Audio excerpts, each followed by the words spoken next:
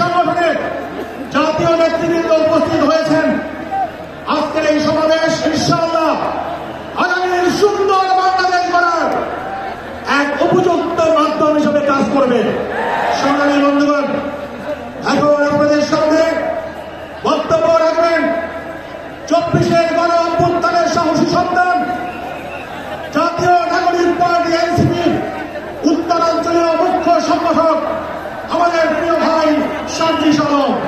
সার্জিস আলম এখন বক্তব্য রাখবেন।